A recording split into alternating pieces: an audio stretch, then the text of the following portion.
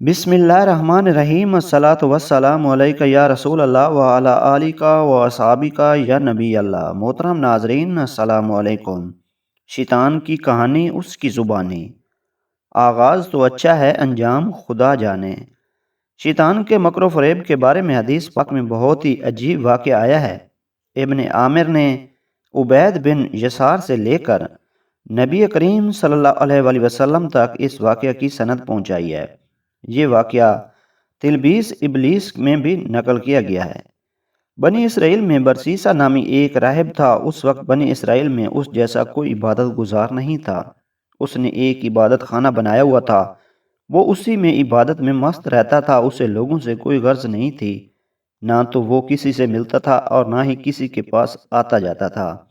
شیطان نے اسے گمراہ کرنے کا ارادہ کیا۔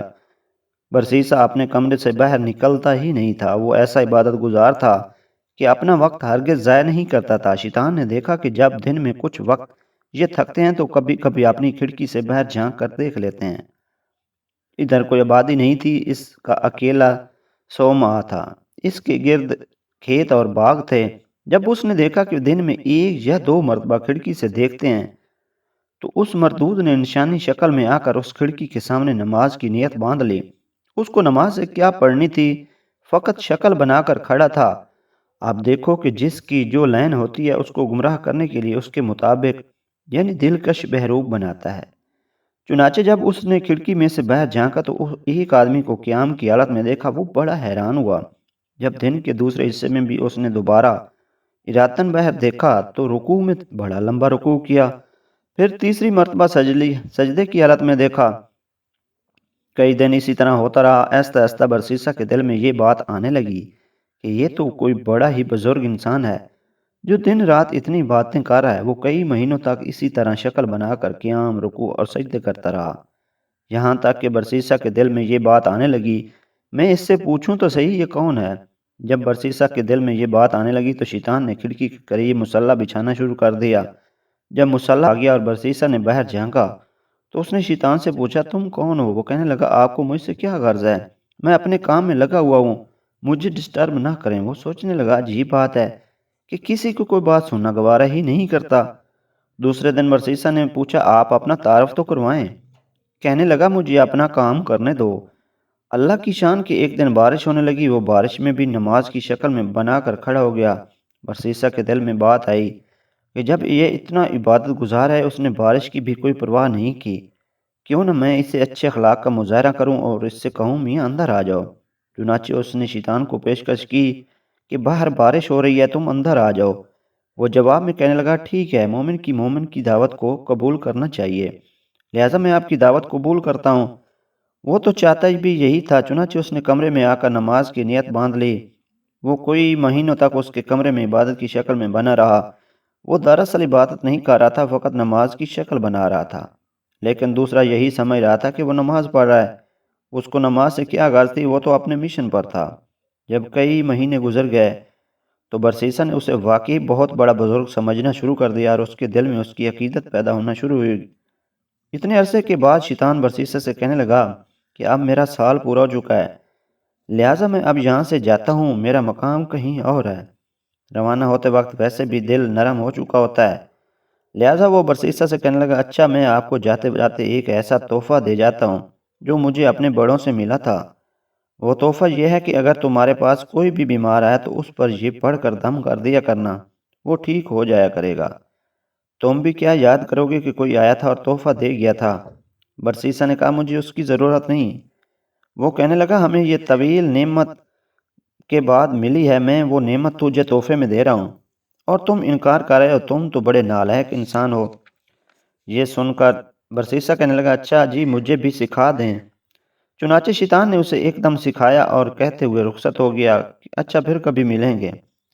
وہ وہاں سے سیدھا بادشاہ کے گھر گیا۔ بادشاہ کے 3 بیٹے اور ایک بیٹی تھی۔ شیطان نے جا کر اس کی بیٹی پر اثر ڈالا اور وہ مجنونہ بن گئی۔ وہ خوبصورت اور پڑھی لکھی لڑکی تھی، لیکن شیطان کے اثر سے اسے دورے پڑنا شروع ہو گئے۔ بادشاہ نے اس کے علاج کے لیے حکیم اور ڈاکٹر بلوائے۔ کئی دنوں تک وہ اس کا علاج کرتے لیکن کوئی فائدہ نہ ہوا۔ جب کئی دنوں کے علاج کے بعد بھی کچھ افاقہ نہ ہوا تو شیطان نے بادشاہ کے دل میں یہ بات ڈالی کہ بڑے حکیموں اور ڈاکٹروں سے علاج تو کروا لیا ہے، اب کسی دم والے سے ہی دم کروا کر دیکھ لوں۔ یہ خیال آتے ہی اس نے سوچا کہ ہاں، کسی دم والے کو تلاش کرنا چاہیے۔ چنانچہ اس نے اپنے سرکاری نمائندے بھیجے تاکہ وہ پتہ کر کے آئیں کہ اس وقت سب سے نیک بندہ کون ہے۔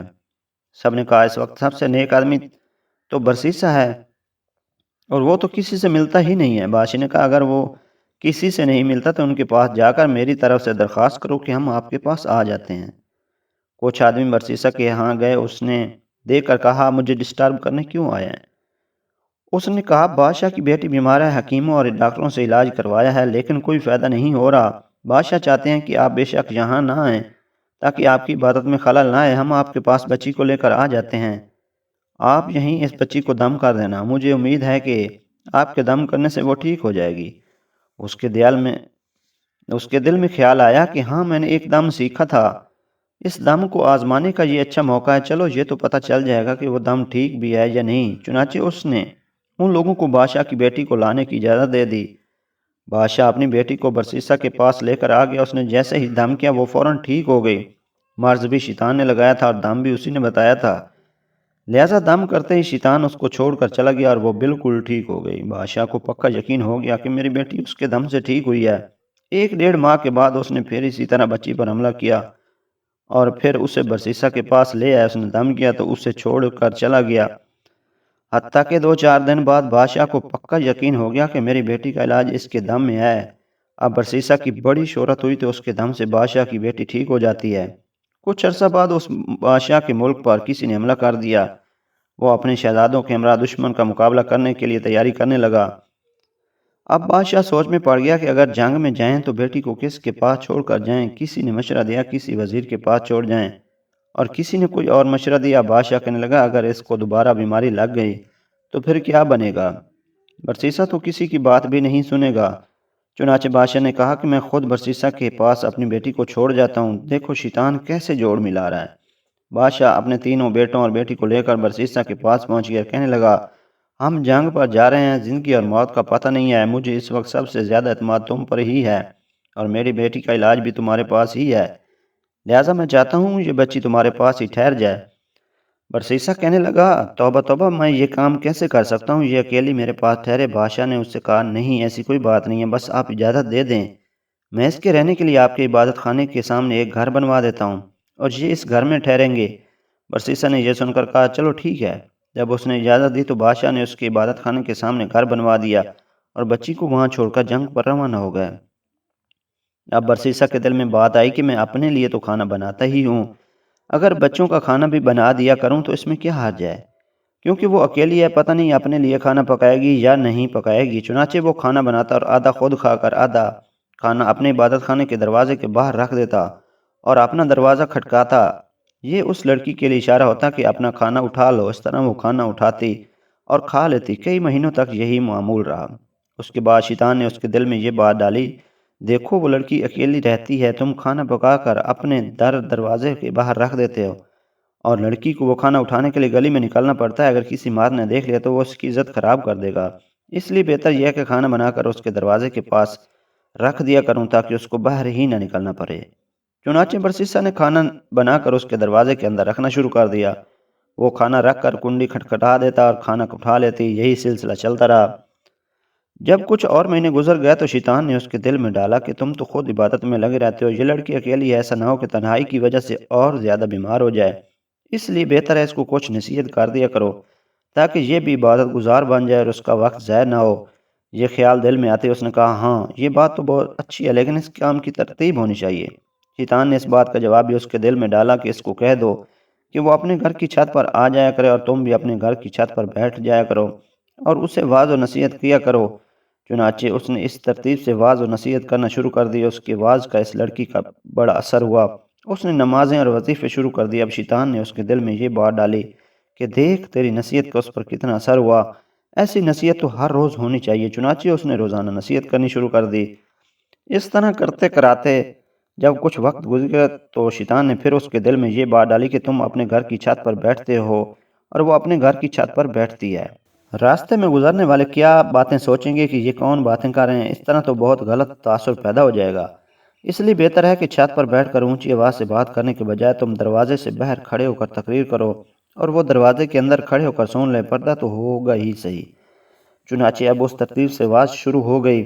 کچھ عرصہ یہ معمول رہا، اس کے بعد شیطان نے پھر برسیسہ کے دل میں خیال ڈالا کہ تم باہر کھڑے ہو کر تقریر کرتے ہو، دیکھنے والے کیا کہیں گے، پاگلوں کی طرح ایسے ہی باتیں کر رہا ہے، اس لیے اگر تقریر کرنی ہی ہے تو چلو کوار کے اندر کھڑے ہو کر لیا کرو، وہ دور کھڑے ہو کر سن لیا کرے گی۔ چنانچہ اب اس نے دروازے کے اندر کھڑے ہو کر تقریر کرنا شروع کر دی۔ جب اس نے اندر کھڑے ہو کر تقریر کرنا شروع کی تو لڑکی نے اس کو بتایا کہ وہ اتنی نمازیں پڑھتی ہوں اور اتنی عبادت کرتی ہوں۔ یہ سن کر اسے بڑی خوشی ہوئی، میری باتوں کا بڑا اثر ہو رہا ہے، اب میں اکیلا ہی عبادت نہیں کر رہا بلکہ یہ بھی عبادت کر رہی ہے۔ کئی دن تک یہ سلسلہ چلتا رہا۔ بالآخر شیطان نے لڑکی کے دل میں برسیسہ کی محبت ڈالی اور برسیسہ کے دل میں لڑکی کی محبت ڈالی۔ چنانچہ لڑکی نے کہا، آپ جو کھڑے کھڑے بیان کرتے ہیں میں آپ کے لیے چارپائی ڈال دیا کروں گی، آپ اس پر بیٹھ کر بیان کر دیا کرنا اور میں دور بیٹھ کر سن لیا کروں گی۔ اس نے کہا، بہت اچھا۔ لڑکی نے دروازے کے قریب چارپائی ڈال دی، برسیسہ پر بیٹھ کر نصیحت کرتا رہا، لڑکی دور بیٹھ کر بات سنتی رہی۔ اس دوران شیطان نے برسیسہ کے دل میں لڑکی کے لیے بڑی شفقت ہمدردی پیدا کر دی۔ کچھ دن گزرے تو شیطان نے عابد کے دل میں بات ڈالی کہ نصیحت سنانی تو لڑکی کو ہوتی ہے، دور بیٹھنے کی وجہ سے اونچا بولنا پڑتا ہے، گلی سے گزرنے والے لوگ بھی سنتے ہیں، کتنا اچھا ہو یہ چارپائی ذرا آگے رکھ دیا کریں اور پست آواز میں گفتگو کر لیا کریں۔ چنانچہ برسیسہ کی چارپائی لڑکی کی چارپائی کے قریب ہو گئی اور واعظ و نصیحت کا سلسلہ جاری رہا۔